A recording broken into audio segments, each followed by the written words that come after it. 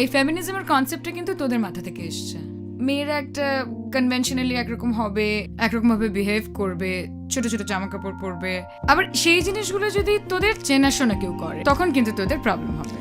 Such is life. দেখো, ঠিক ভুল বিচার করার তুমি আমি কেউ নই। কে ডিসাইড করবে বলো কোনটা ঠিক কোনটা ভুল? জীবনের কিছু কিছু মুহূর্ত না, তুমি কতটা নিঃশ্বাস নিচ্ছ সেটার থেকেও কোন কোন মুহূর্তে নিঃশ্বাস বন্ধ হয়ে যায় সেটা বেশি ইম্পর্ট্যান্ট হয়।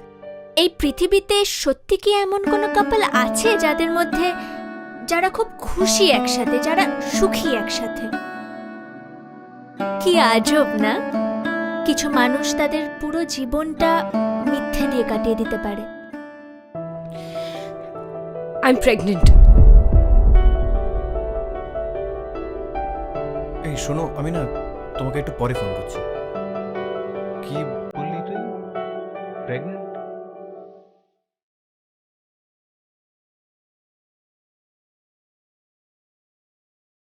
তোর কাছে রেসপন্সিবিলিটি নেওয়া মানে কি? তোকে বিয়ে করা? চল এক্ষুনি করে নিচ্ছি, আমার কোনো আপত্তি নেই। বড় বড় একটা স্বপ্ন ছিল আমি এরকম ভাবে রাস্তায় দাঁড়াবো, শাহরুখ খান, আচ্ছা মেয়েরা ছুটে আসবে, এসে সবাই আমাকে